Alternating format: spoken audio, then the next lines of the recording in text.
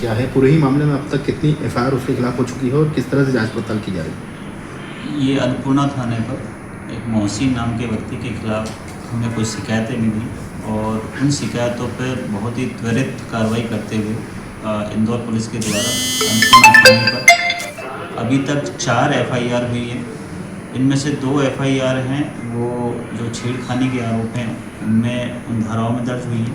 एक में रेप की धारा है जो 376 है, क्योंकि प्रकरण पुराना है तो 376 आईपीसी में एक प्रकरण पंजीबद्ध हुआ है।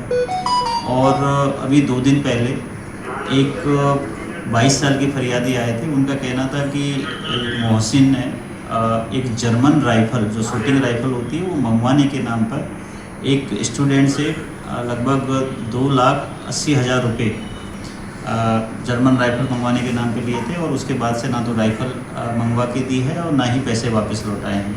तो उस संबंध में एक हमने एफआईआर 420 और 406 के प्रकरण में दर्ज सेक्शंस में हमने दर्ज की है।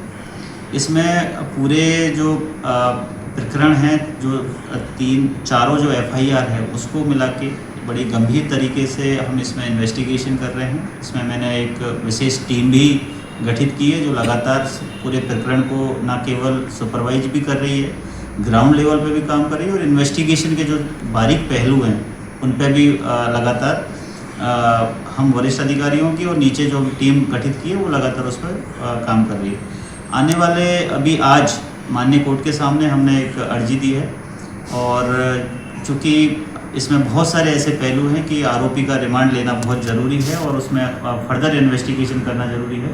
तो आज माननीय न्यायालय के सामने हमने एप्लीकेशन लगाई है कि उसका लगभग 10 दिन का पीआर हम उसमें माननीय न्यायालय से मांग रहे हैं। अब जितने भी दिन का पीआर मिलेगा उस हिसाब से उसमें उसका डिटेल इंट्रोगेशन किया जाएगा, इंट्रोगेशन रिपोर्ट बनाई जाएगी और जो भी तथ्य इसमें सामने आएंगे उस हिसाब से इसमें आगे की वैधानिक कार्रवाई सुनिश्चित की जाएगी और किसी भी पहलू को इसमें छोड़ा नहीं जाएगा। अगर किसी भी तरीके के कोई संगठित अपराध या किसी भी फाइनेंशियल लेन देन के और भी कुछ प्रकरण इसमें आते हैं तो उन सभी को समग्र रूप से एक विस्तृत विवेचना करके सारे पहलुओं को इसमें उजागर करके और इसमें जो अच्छी से अच्छी कार्रवाई हो सकती है, कठिन से कठिन, कठोर से कठोर कार्रवाई हो सकती है, वो इसमें हम बिल्कुल करेंगे।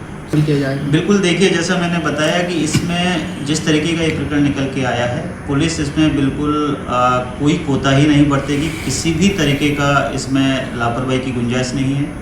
विशेष टीम गठित की गई है, लगातार नए नए जो हमारे सामने जो तथ्य आ रहे हैं उनको हम विवेचना में ले रहे हैं। सभी फरियादियों के और जो आई विटनेसेज हैं जो हमें मिले हैं उनके बयान, विस्तृत बयान लेख किए जा रहे हैं। उस हर बयान की हर एक बिंदु को, हर एक शब्द को ध्यान में रखते हुए विवेचना की जा रही है। जो सीसीटीवी फुटेज और जो डीवीआर मिली वो उसको हम एनालिसिस कर रहे हैं और उसको फॉरेंसिक साइंस लेबोरेटरी भेजेंगे।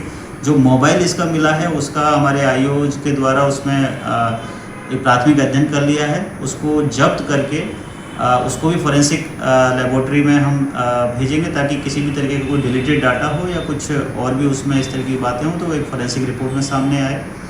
और जो वीडियोस हमें मिले हैं एज ए एविडेंस फरियादियों की तरफ से उसमें जो भी शख्स दिखाई दे रहा है उसका रोल, उसकी क्या भूमिका है और वो उसके खिलाफ क्या साक्ष्य हैं, उन सभी बिंदुओं को ध्यान में रखते हुए बिल्कुल इसमें एक बहुत ही माइन्यूट से माइन्यूट डिटेल पे इन्वेस्टिगेशन करके इसमें हम बड़ी ही कठोर से कठोर कार्रवाई करेंगे। और उसी के लिए क्योंकि अभी कई सारे प्रकरण हमारे सामने आ गए, कुछ पहलू ऐसे हैं जो आरोपी से हमें पूछताछ करना है। आज उसका पीआर के लिए हमने माननीय न्यायालय को लिखा है। जैसे ही पीआर मिल जाता है एक विशेष दल गठित करके उसको इंट्रोगेट किया जाएगा और इंट्रोगेशन रिपोर्ट तैयार की